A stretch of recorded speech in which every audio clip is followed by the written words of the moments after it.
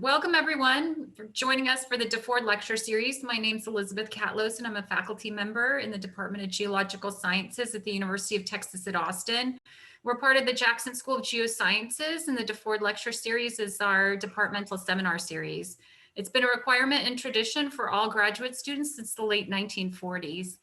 The lecture series is named after Professor Ronald DeFord, who joined the university as a professor in 1948 with the purpose of enhancing the quality of our graduate program in the department. Our lecture series is supported by a range of endowments, and today's speaker is the Fred L. and Frances J. Oliver Lecturer in Texas Hydrology and Water Resources. Fred and Frances Oliver created this lectureship in 1985 because they believe the study of water resources in Texas is as important as the development and exploration of oil and gas. They established the lectureship with the goal of providing better education concerning water problems faced by Texas and solutions to those problems. Fred received his Bachelor's of Science in Geology at the University of Texas in 1951. He is a current member of the Geology Foundation Advisory Council. He resides in Dallas, Texas, where he is president of PVT, Inc. In 2009, Fred's family established the Fred and Frances Oliver Endowed Scholarship in their honor to recruit graduate students in the field of hydrology. Our speaker will be introduced formally by Dr. Bayani Cardenas, who is a professor, and J. Nali Gregory Regents Professor in Geological Sciences in the Jackson School of Geosciences. Thanks. Well, welcome everybody. I'm very happy to be introducing Professor Laurel Larsen today. She is from the Department of Geography and Civil and Environmental Engineering at UC Berkeley. That's really enough to show that she is a very interdisciplinary, highly creative protean researcher and educator. In fact, all this goes back to her academic training. Her degrees are from, well, she has an undergrad in system science and mathematics and environmental studies from the Washington University in St. Louis. Her MA is also from WashU in Earth and Planetary Sciences, and her PhD is in Civil, Environmental, and Architectural Engineering from CU Boulder. So that's like, I don't know anyone who's got that diversity of training in their grad school. I don't know if Laurel will remember. We first met in 2005 at an ASLO meeting in Salt Lake City. We were both PhD students then, so that's I do remember that. Yes, it's been a while, and since that time, she's been doing a lot of groundbreaking contributions to very different fields in hydrology, ecology, geomorphology, biogeochemistry, climatology, and really using all sorts of methods from fieldwork to lab experiments. But I noticed that recently she's really trying to emphasize novel ways to analyze data. That's been a big part of what she does now. And in all of this, she mentors and entertains and trains a big group of postdocs and students. She was telling me she has 5 students, PhD students right now, while she's actually not working as a professor. So I can only imagine what she's doing full-time as a professor. She translates science into applications. She is presently the Delta lead scientist for the USGS and the Delta Stewardship Council based out of Sacramento, where I think she's joining us from. The council is the state agency tasked to advance California's goals of having both reliable water and healthy ecosystems. And she's the lead scientist there for the next 3 years, apparently.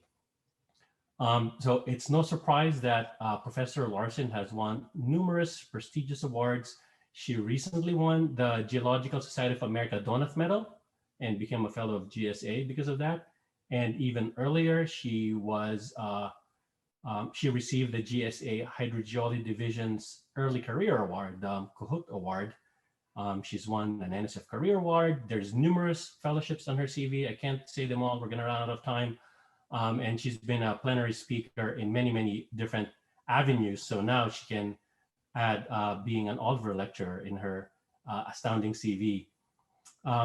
I mentioned she works on a variety of things, but today she's going to work on a multi-scale flow vegetation feedbacks in low gradient landscapes. So Laurel, we look forward to hearing from you, and welcome virtually to Austin.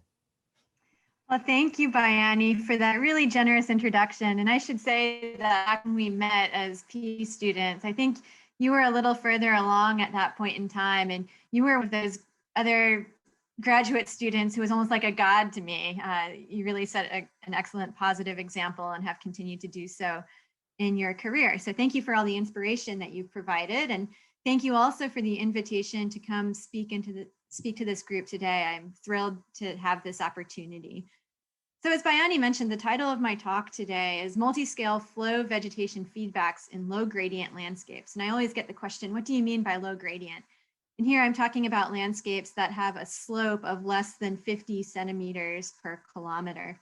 I should say that much of this work does come out of my NSF career grant. And so that is the main funding source I'm acknowledging here. But certainly this work has benefited from conversations over the years with my lab group, the Environmental Systems Dynamics Laboratory, all of my students, and also the Berkeley Geomorphology leading group that Bill Dietrich was running. So I've spent most of my professional life working on low gradient landscapes, a topic which I hope those of you from Houston and the greater coastal Texas plain will be appreciative. Flat landscapes are home to me as well. I grew up in East Central Florida, and that partially explains why I gravitate towards these environments. Now, I know that Texans love to tell everyone else why Texas is the best, but flatness is one area in which Florida has Texas solidly beat. And here's the scientific proof. This actually was a paper that was published in Geographical Review, in which the authors analyzed shuttle radar topography mission images and then ranked each pixel as not flat, flat, flatter, or flattest based on the angle between a standard sized person and their view of the horizon. So as you could see, Florida comes out on average to be the flattest state, and Texas doesn't really come into the picture until number 8, right behind Kansas. Now, this paper was written as a retort to another well-cited article written in 2003 by, you guessed it, a Texan, and incidentally a well-known geomorphologist, some of you might know him, which claimed that Kansas is flatter than a pancake. Now, the author of the previous paper explained his motivation to write this retort in his blog titled Disruptive Geo. And he says, now I could take a joke, and at the time I thought the article was clever and funny.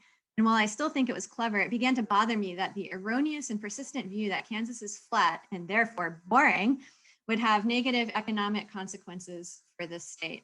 And so I think that really underscores that there's this widespread perception that flat equals boring. And I'm hoping that by the end of the talk, you come away with exactly the opposite impression. So because there is this perception, though, that flat landscapes are boring, low gradient landscapes have really fallen into the cracks in traditional geomorphology. Many of the geomorphology textbooks talk only about higher gradient systems. And if we're talking about fluvial geomorphology in particular, we're generally dealing with streams that transport sand, gravel, silt.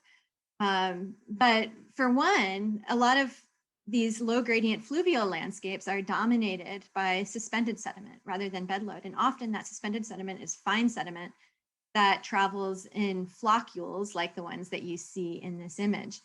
There really isn't much that geomorphology has to say about the transport of these floccules, although the dynamics are very different from that of sand transport. And so I spent many early years in my career just trying to understand the mechanics of how this sediment is transported. As another example of how these low gradient fluvial landscapes have fallen through the gaps in traditional geomorphology, here is a standard type of image that you might see in many geomorphology textbooks of drainage patterns. And I want to call your attention to parallel drainage patterns in particular. According to this definition, parallel drainage is a pattern of rivers caused by steep slope with some relief. Because of the steep slopes, the streams are swift and straight with few tributaries and all flow in the same direction. Parallel drainage patterns form where there is a pronounced slope to the surface. However, when we start looking at low gradient fluvial landscapes, we see that the parallel drainage morphology is actually quite common. The photograph that I'm showing you here is one that I took from a helicopter over the Everglades. And this is a shot of the ridge and slough landscape in which you have parallel elongated ridges separating intervening flowways through which most of the discharge of this landscape is transported. They show up as gray in this photograph. So this is a form of parallel drainage that we know from historical ecology has remained stable over timeframes of millennia until recent human intervention in this system. As another example that looks maybe a little bit more like this textbook example of parallel drainage, this is a Google image, a Google map image of a newly forming tidal marsh around the San Francisco Bay. And you could see many parallel straight channels that are forming in a landscape that is inherently low gradient. So there are some paradoxes here with respect to traditional geomorphic understanding. And that's one thing that makes this type of landscape interesting. But since this is a hydrology lecture, I'll also call out that low gradient landscapes tend to have fallen under the radar in broader fields in hydrology and biogeochemistry as well. Just take a look at the first sentence of this abstract. Although numerous studies of hyporheic exchange and denitrification have been conducted in pristine high gradient streams, few studies of this type have been conducted in low gradient streams.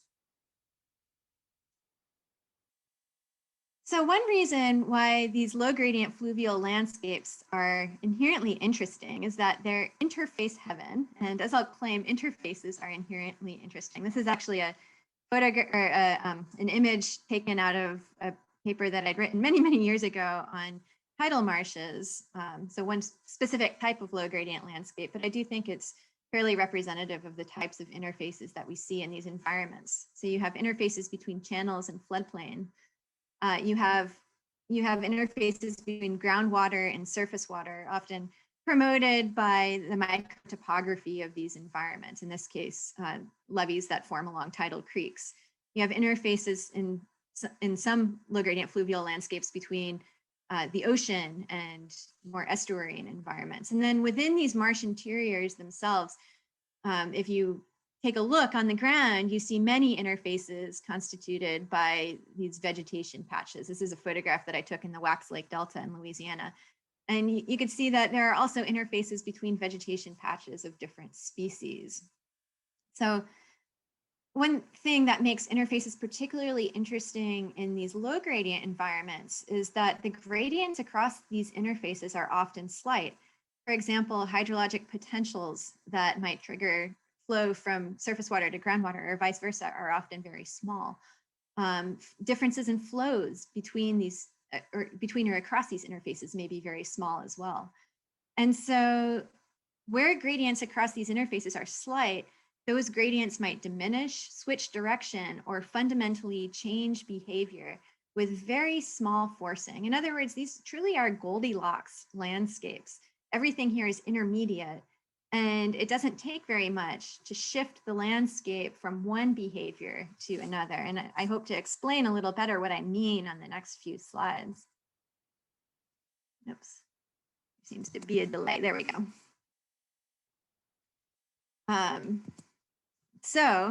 Oh wait, I went a little bit too far.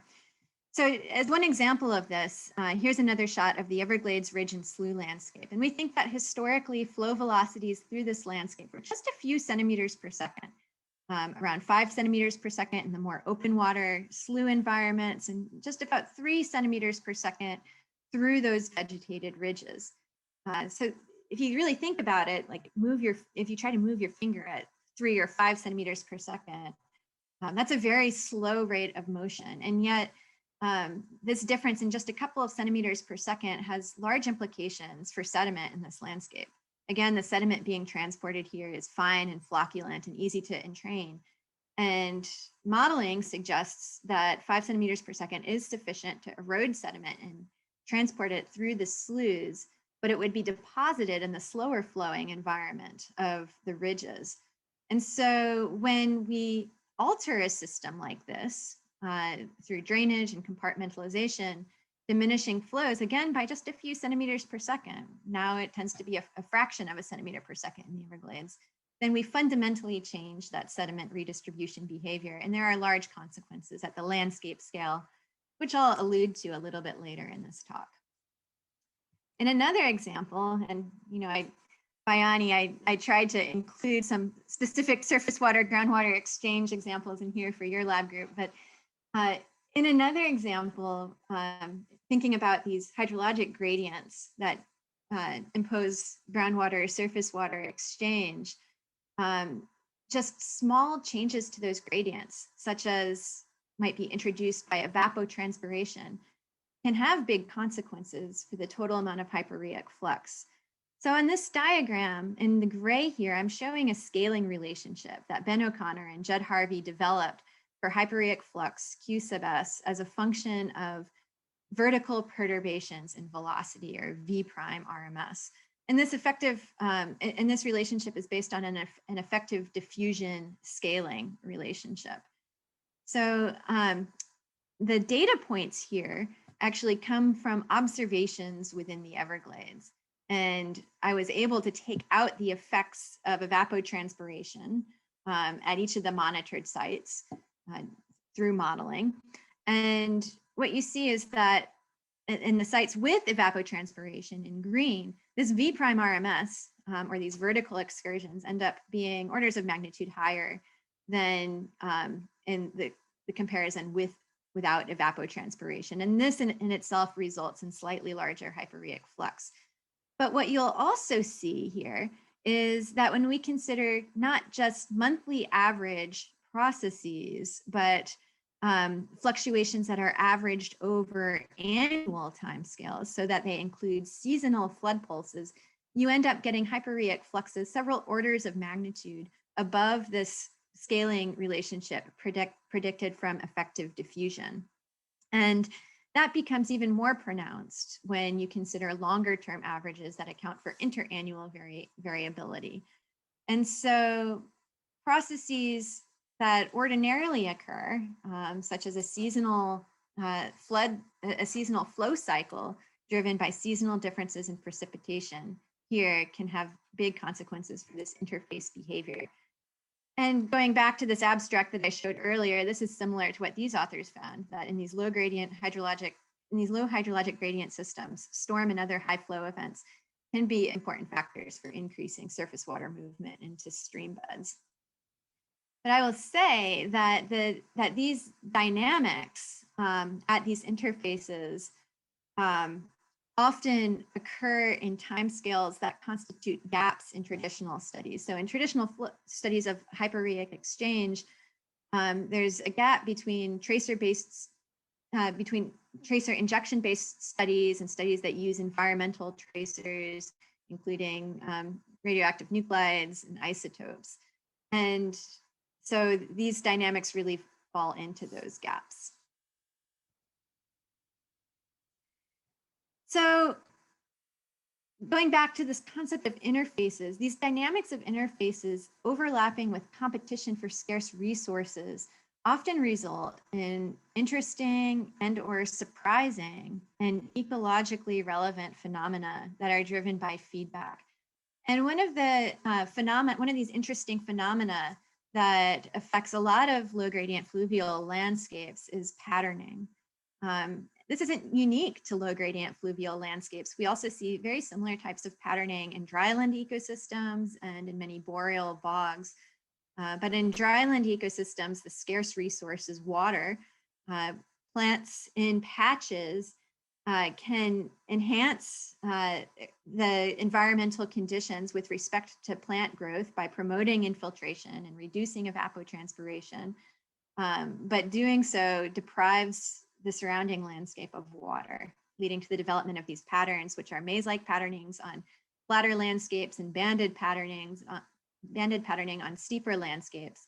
And again, the type of patterning that you get changes as a function of the resource availability, so as a function of the amount of water within a particular range. Very similar behavior for limiting nutrients, such as phosphorus in many boreal bogs, and I would argue for elevation or sediment as a limiting resource within these low gradient fluvial landscapes. In places like the Everglades, elevation differences of just a few centimeters or a few tens of centimeters make a difference in terms of the vegetation species that are able to colonize different parts of the landscape. So it's really these feedbacks, local scale positive feedbacks and larger scale negative feedbacks that produce this patterning. And these same feedbacks that make this patterning also make these landscapes prone to dramatic change. So catastrophic shifts between alternate stable states. So in the Everglades, when we reduce flow velocities below that sediment entrainment threshold, we get a very rapid shift to more uniform conditions. And the middle set of photographs come from Pinal Creek in Arizona, which has undergone shifts between a fast flowing erosive condition and a very slow flowing, low energy wetland. These photographs were taken by my collaborator, Judd Harvey. And then in the bottom, you have shifts between this maze-like vegetation patterning in arid landscapes and completely bare conditions. And so one of the implications of these shifts often is that these landscapes can be quite resilient or quite resistant to restoration because of the feedbacks that generated the patterning and the feedbacks that generated the shifts. And just as an example of this process in arid landscapes, as you increase the dryness of the climate, so you decrease water availability, you go from these maze-like patterns to spots, and then eventually conditions become too dry for any type of vegetation, despite this local facilitation within the patches, and you shift to a barren state. If you then return to wetter conditions, somewhere over here, and I'm hoping you all can see my mouse, if we return to wetter conditions, you remain in that bare state because previously, for the same degree of wetness, when vegetation was already established, it at the patch scale was creating conditions favorable to the existence of that patch. But when the vegetation isn't there to begin with, that resource of water is distributed more homogeneously across the landscape. And so local conditions are drier than they are in this more heterogeneous landscape. And you have to push the landscape to much wetter conditions before you can reinstate the growth of vegetation. So because of the prevalence of these feedbacks, there are important implications for restoration. And this all comes from a well-cited paper by Catherine Suding and Trends in Ecology and Evolution from 2004.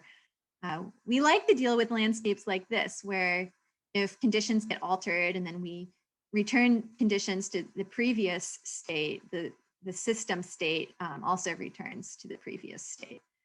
However, the reality is that many landscapes, including many of these low gradient fluvial systems, have feedbacks.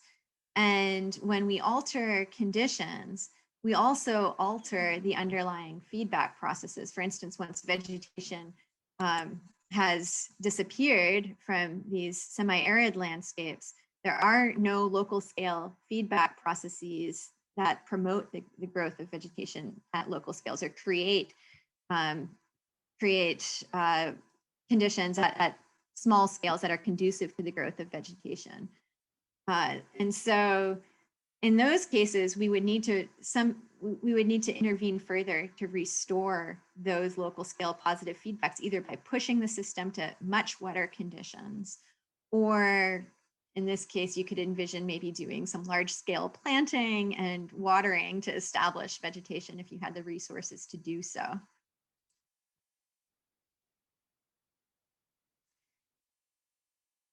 So not only do these feedbacks in low gradient fluvial landscapes lead to dramatic differences over time, but they also lead to dramatic differences over space.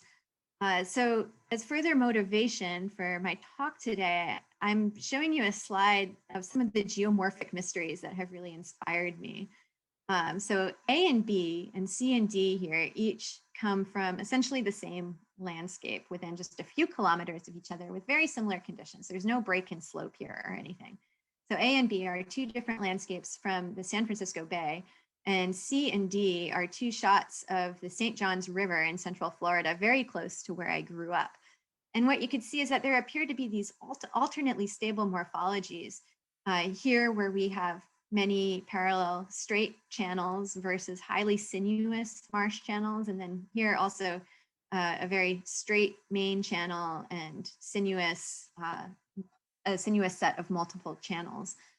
So the high sinuosity of channels in some of these low gradient fluvial landscapes itself is a topic that's really interesting because it is in disagreement with what traditional geomorphology tells us, which is that sinuosity scales with the regional landscape slope. So first of all, why do we even get these stable, highly sinuous patterns in these landscapes? And then why do they appear to be alternately stable with straight forms of channels? And then finally, if you need any more motivation to be interested in these low gradient fluvial landscapes, vulnerable coastal cities, so cities that are vulnerable in the face of climate change, are predominantly in low gradient, so 10 to the -4, 10 to the -5 landscapes, as outlined in this paper by Temmerman et al. In Nature 2013. So this paper suggests that in many places, large-scale applications of ecosystem-based coastal defense are appropriate solutions or appropriate means of adaptation to minimize vulnerability of those landscapes. And the reason is that ecosystem-based coastal defense often restores some of the feedback processes that might be beneficial to these landscapes in the face of climate change. There's been a lot of attention given to whether tidal marshes, for example, might keep up with sea level rise through positive feedback between vegetation and sedimentation. And that's something I'm going to talk about in a few more slides. So all of this brings me to the crux of what I want to talk about today, which is a paper that I had the opportunity to write in Geomorphology in 2019 about these feedback processes in low gradient landscapes. And, I'll just say that this is my favorite paper that I've written in my career. It was really fun for me to delve into the literature and review a variety of different studies that have attempted to resolve these feedback processes and understand how they can explain some of the more surprising and societally relevant behaviors of these landscapes. I affectionately refer to this paper as my treatise on low gradient fluvial geomorphology. But what I'm going to talk about today is just a subset of this paper. So if this is in line with your interests, I encourage you to go read it. So what I attempted to do in this paper was to evaluate the flow vegetation sediment feedbacks that occur in a wide variety of low gradient landscapes. And I'll just back up and say that one of my motivations for approaching the topic as such is that I feel like I've spent a lot of my career pushing back on the notion that places like the Everglades, now places like the Sacramento San Joaquin Delta, are unique and therefore not relevant or not interesting to people who are concerned with or are studying other landscapes. What I found instead in the Everglades is that the processes governing its behavior are basically feedback processes that landscape has in common with boreal bogs and with anabranching rivers in semi-arid environments. So these are three very different environments that are governed by similar feedback processes. However, the outcome of those feedbacks is unique as a function of values of environmental parameters or environmental conditions that influence the magnitude or strength of certain feedback processes in these systems with interacting feedbacks. Some of them also experienced different initial conditions as those landscapes began to develop. And as I'll discuss, these landscapes are very sensitive to those initial conditions. But I would argue that we really have a lot to learn by casting our nets widely and seeking to understand the fundamental library or building blocks of feedback processes that govern many of these types of landscapes. And so here I looked at deltas, I looked at interior wetlands like the Everglades, tidal marshes, large river floodplains. And I'll just say here, this was an interesting fun fact to me, but we often think of large rivers as being high energy systems, but in large rivers like the Amazon and the Fly River in Papua New Guinea, the slopes of the Thalweg of the landscape might be as low as 1 or 2 centimeters per second, which is even centimeters per kilometer, which is even lower than the Everglades, which has a slope of about 3 centimeters per kilometer. So these actually are quite low energy systems. Oops, wrong way. Another landscape that I considered that might not be familiar to many of you is chalk streams in the UK. These are really interesting environments that have inflows that are groundwater dominated. And so flow variability here is not very high. Their loads are predominantly suspended sediment loads. They occur on low gradients, and these streams have multifarious interactions with vegetation. And then similarly, I also considered coastal plain streams in the southeastern US, in which loads, again, are predominantly suspended sediment loads, and there are many interactions with vegetation communities. I considered feedback processes over a range of different scales, and I'm just showing you what these temporal and spatial scales are here. At the bottom is local scales, which is really the stem scale, or the scale of several stems within the canopy. There's the patch scale, which might be a tussock or different type of vegetation patch and its immediate surroundings. There's the multi-patch scale, 2 or more of these patches. There's what I'm calling the domain scale, which is the scale of the whole landscape, the whole delta, the whole tidal marsh, and so on. And then there's the extra domain scale, in which interactions are between a marsh and the adjacent estuary, or in some cases between a marsh and adjacent coral reefs. Now, in these low gradient fluvial landscapes, most research efforts have really been directed to understanding flow vegetation sediment interactions at the local scale. A lot of this work has been done in laboratory flumes, but then also some of this work has been done in the realm of modeling or experimental or manipulative studies in the field. There has been less work done at the patch scale and even less at the multi-patch scale, but I will say that that research at these 2 scales has been exploding in recent years. And I'd like to call attention in particular to the work that's come out of Heidi Knepf's lab at MIT. That work has really advanced our understanding of processes at these 3 scales in particular, and has been foundational within the field. And so the images that I'm showing here come from a laboratory flume experiment out of that lab. So as you can see, understanding of these feedback processes really emerges through a variety of different methods, including manipulative field experiments, greenhouse experiments, mostly focused at the local scale. At larger scales, there have been adaptive management studies that have been revealing about process. This is an example of a flow release study in the Everglades that I had the good fortune to be a part of. It's a multi-kilometer scale study looking at impacts of flows on sediment redistribution dynamics across multiple patches. And then over all these scales, we have modeling, remote sensing, and observational studies. And one thing that I want to point out, which alludes to one of the things Bayani said in his introduction, is that I've been really intrigued recently by how remote sensing, either in the form of sensors deployed in the environment or aerial imagery, can be revealing of feedback processes in a data-driven way.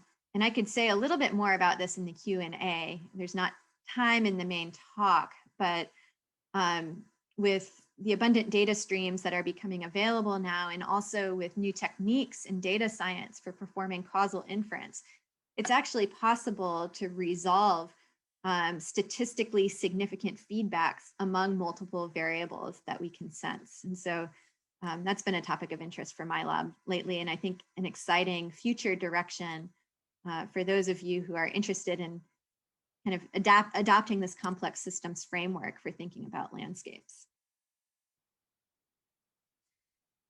So through this synthesis and this literature review that I did, I essentially compiled a library of feedback processes at all of these different scales.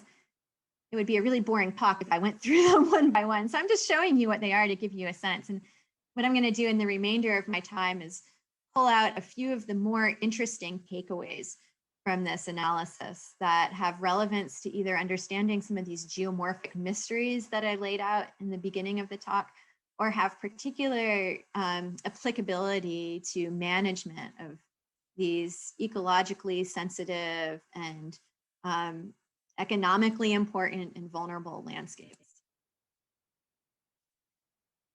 So so I'll just start out at the local scale. I'm going to pull out some of these highlights at progressively larger scales. Now, this is a really terrible feedback diagram to look at. There's really a lot going on here, but I really want to hone your attention to a few different areas that I'll talk through in detail. One takeaway from this analysis is that at the local scale, feedbacks often lead to the stability of vegetation. And this might be at the patch scale or even sometimes at the landscape scale. As I said before, there's been a lot of attention given to whether tidal marshes can keep up with sea level rise and therefore avoid inundation. And the mechanism through which this happens involves a feedback between vegetation productivity, sedimentation, and local water depths. If you perturb sea level kind of in a step-like way, as Matt Kerwin and Brad Murray have done in this 2007 PNAS paper, what happens is that initially water depth around these vegetation communities increases, and a lot of vegetation communities respond to increased water depth by increasing their productivity. This could result in higher densities within patches, or it might result in just greater net primary productivity, greater productivity of roots as well. And this is something that could lead to greater organic accretion and or greater sedimentation of sediment that was sourced allochthenously. Also, with greater water depths, higher total loads of sediment are transported towards the patch, which can promote sedimentation. And again, production of more organic matter could lead to greater organic accretion. And so in cases where sediment delivery is adequate, you actually don't see much change in local water depth over these vegetated patches, even while the unvegetated surfaces become much deeper. Going up to the patch scale, one of the most important feedbacks that plays a role in the evolution of landscapes and their behavior is what's referred to as a stress divergence feedback. And essentially what happens with the stress divergence feedback is that as flow approaches a patch of vegetation, that patch of vegetation is associated with high drag, which locally slows flow and directs it around the edges of the patch. And as a result, these patches often experience an acceleration of velocity around the edges that may even trigger erosion that eventually limits the width of the patch.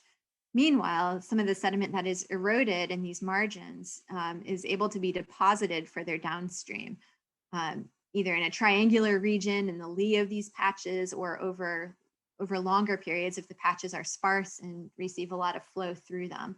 And so this is a process that can contribute to or facilitate conditions for vegetation at the scale of the patch. And this becomes important when considering the evolution of landscapes from sparse initial conditions. So what I'm going to take you through now is a bit of a story of how a landscape like the Everglades might emerge. But this isn't specific to the Everglades. On the left-hand side here is a model that I did develop based on parameters equivalent to environmental conditions in the Everglades. But Konziolka and Neph developed an independent model that was not specific to the Everglades, and they saw very similar types of behaviors. So the Everglades emerged out of historically wetter conditions, and initially what happens is you get randomly oriented vegetation patches. In this particular model run, those patches would initially blink on and off because sometimes subsequent flows would inundate vegetation. But there comes a point where At the patch scale, vegetation is stabilized. Often this just occurs through random processes and begins to accrete sediment through this local scale facilitation. So then vegetation coverage through the landscape increases, but then there's another break in slope here. And this break in slope represents the activation of stress divergence feedback processes. So that's what I talked about a little bit earlier. So these patches become large enough so that they begin to divert flow around them, triggering preferential flow and additional deposition in the lee of the patches. And so patches elongate. They can also widen for some time, but the preferential direction of growth is in the longitudinal direction. Then in this top model, you'll see that this landscape approaches stability, which indicates the activation of a negative feedback. So the negative feedback that is being activated here is essentially, it's a part of what I refer to as a discharge partitioning feedback. So as these islands grow up through the landscape, they essentially displace discharge. And the displaced discharge or the discharge deficits can be accommodated either through increased flow between the islands or through increased water level. And in a sparsely vegetated landscape, what becomes dominant is the increased flow between the islands. And so at some point, this becomes a negative feedback because higher flow between the patches ends up eroding sediment from the patch margins, preventing the otherwise inevitable expansion of the patches as a result of gravitational diffusion and vegetative propagation. However, in other simulations, you'll see that there is another break in slope. And this is a positive feedback version of the discharge partitioning feedback that gets activated. So there's been a lot of work, and I'll explain what I mean by this. There's been a lot of work in environmental fluid mechanics based on laboratory flume studies and based on modeling that suggests that channel blockage factor, or essentially the fraction of the flowway that is blocked by sediment, is really important in governing this partitioning of discharge between velocity and water level. And that when you get a channel blockage factor of about 40%, which seems to be a magical number that comes up again and again in these studies, then the incoming flow essentially sees the patches as a single patch rather than as distinct patches. And so that discharge deficit gets partitioned into an increased water level, and you get deposition uniformly across the landscape. So once that feedback is activated, vegetation begins to expand at a much more rapid rate. And eventually you develop a landscape that is predominantly vegetated, but has narrow channels, almost like tidal creek channels, that capture the landscape's discharge.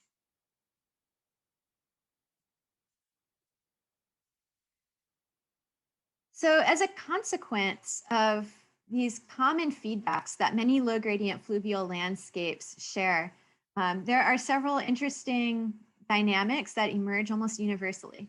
And one is that you find longitudinal patches in a wide variety of these low gradient fluvial landscapes. I've spoken a lot about the Everglades, and some of these photographs and models do indeed come from the Everglades. But the photographs in this mosaic here and some of the modeling results in this mosaic are much broader than that. These are patches of submersed vegetation in chalk streams. This is a model of submersed vegetation patches and streams. These are anabranching rivers in Australia. These are diatoms on mud flats. And then A, B, and I are more generic models that came out of Heidi Knepp's group. And so you will see that even though these longitudinal patches abound, they do differ in morphology. Some of them are a little more tear-shaped than others, but I guess one of the geomorphic mysteries associated with this is that traditional geomorphology tells us that if we have an obstruction in a flow, that obstruction is going to acquire the minimum drag morphology, which is known as the lemniscate shape. However, many of the patches that we see in these landscapes are much longer. They deviate from that classic lemniscate geometry. And I would argue that whether you develop the lemniscate or longer patches can depend in part on whether a setting is primarily erosional or depositional. So what I mean by that is in low gradient fluvial landscapes, sometimes you might have vegetation patches growing on bedrock highs. This is true for many tree islands in the Everglades, like the ones you see in M. Those bedrock highs behave as essentially a non-porous element that would activate the what's it called? The stress divergence feedback. Sorry, I was losing my words there. And that stress divergence feedback creates erosion locally around the edges of the patch and would trigger deposition in a triangular region in the lee of the patch, resulting in a geometry that's very close to this lemniscate geometry. However, in other settings, you have flow through vegetation patches. And particularly when these patches are relatively low in density, the depositional region extends far beyond the patch head, which can promote the development of these depositional origin, highly elongated patches. Whether a setting is erosional or depositional, either at the local scale or the landscape scale, is important. And then the other thing that you'll notice here by looking at these images is that some of them feature highly regular patterns, whereas others feature highly irregular patterns with many short patches or a diversity of patch sizes. And it turns out that these alternate forms emerge strongly as a function of the initial conditions of the landscape. So if the landscape is seeded fairly uniformly and vegetation is initially dense, then the feedback that is activated is a wake interference feedback. It's a multi-patch scale feedback that predominantly causes erosion of patches and prevents patches from becoming very long, except for where they happen to merge. On the other hand, if the vegetation within the landscape is tussock forming and is initially sparse in its location, the feedback process that's activated is the stress divergence feedback, which leads to erosion around the patches and tends to lead to elongation. And eventually some of these islands end up merging. And so in those cases, you develop much more regular landscapes that are much more regular in appearance, although many of them don't meet spectral definitions for regularity because of the hysteresis that's present and the difficulty of removing vegetation once it's established. Okay. So I would like to return to the example of this geomorphic mystery and talk through it by thinking about these feedback processes. So again, whether a setting is erosional or depositional makes a difference here, as do the initial conditions.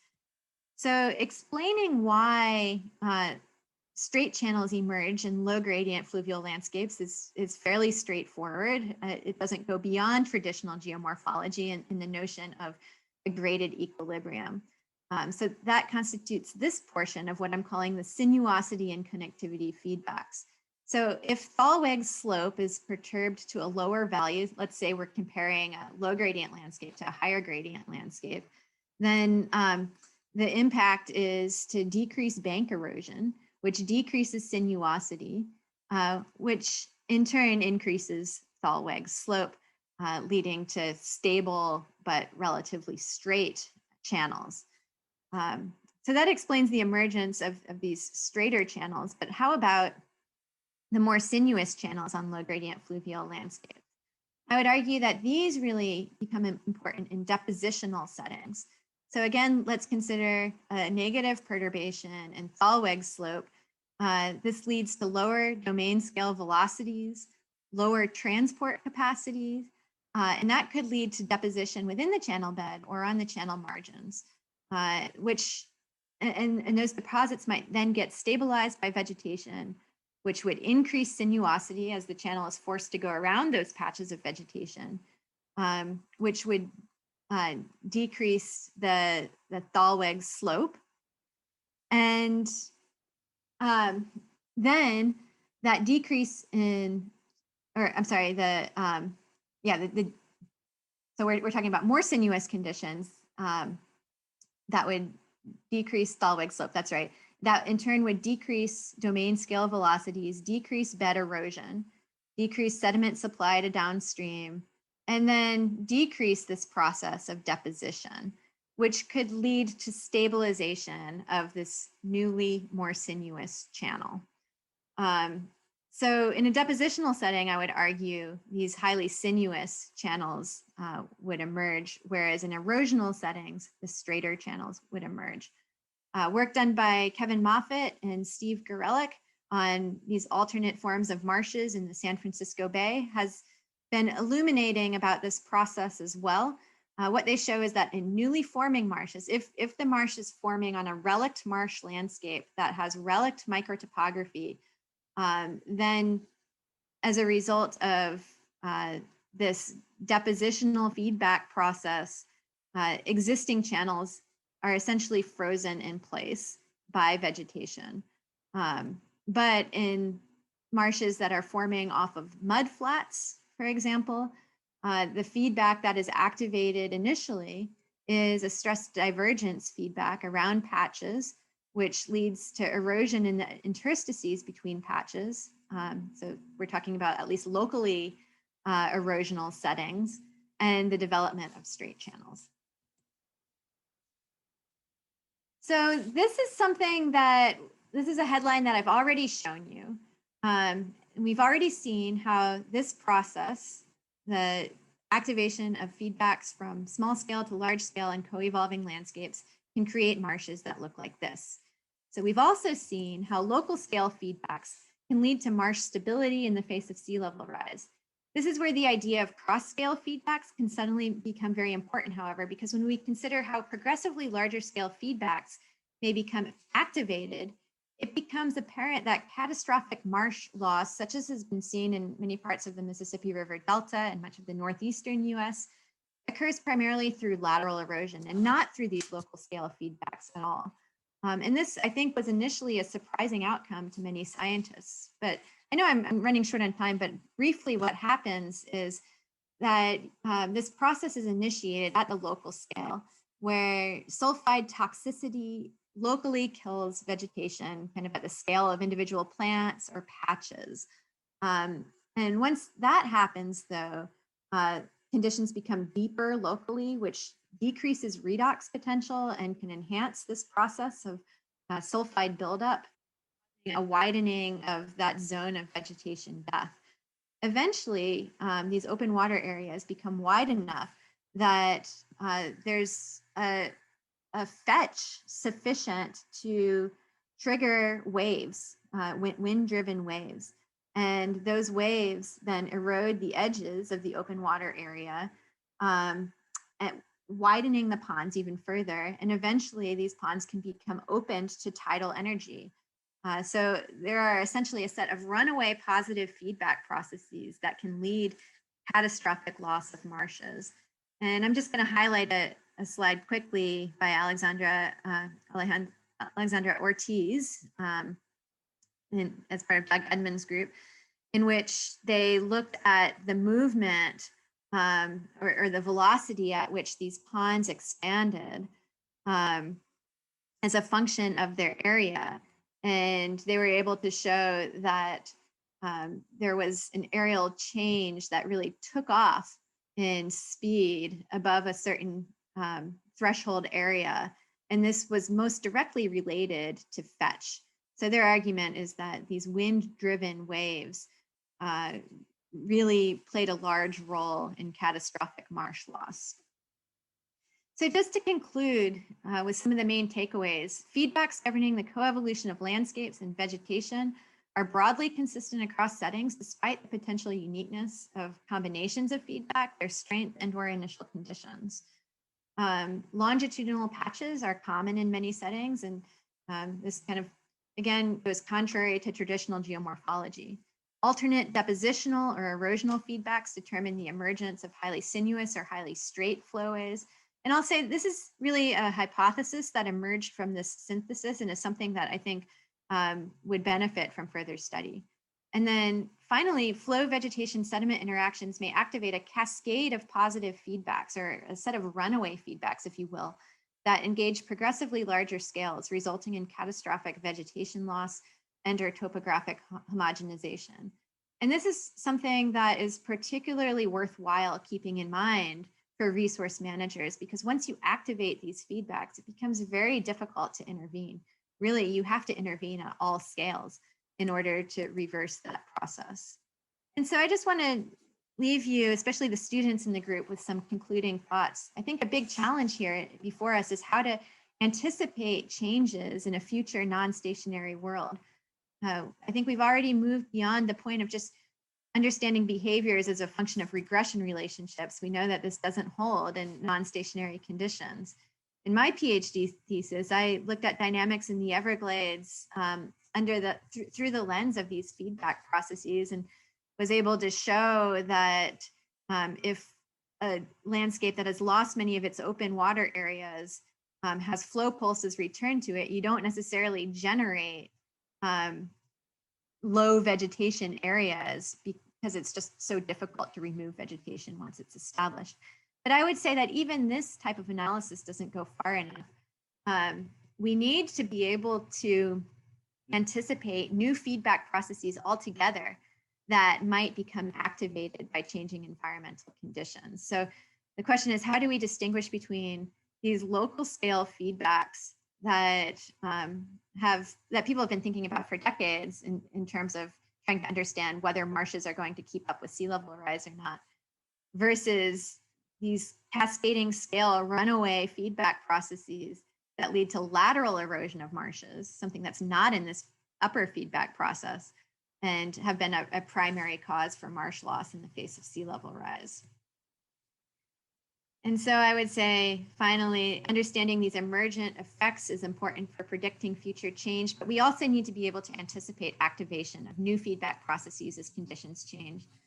And this is really hard to do. How do we do this? Well, I hope you all have a little more creativity than me here, because again, I think this is really challenging. What I would suggest is we really need to apply this complex systems framework to understand feedbacks governing a wider range of environmental settings, and then anticipate how feedbacks that might already be active in some different environments might become activated in the environments that we are most interested in under new conditions. And this also argues for more baseline monitoring to document these changes and detect changes in slope when there still might be a chance for intervention. So with that, I know I'm running a little bit long. I'm going to end this talk, and I welcome your questions.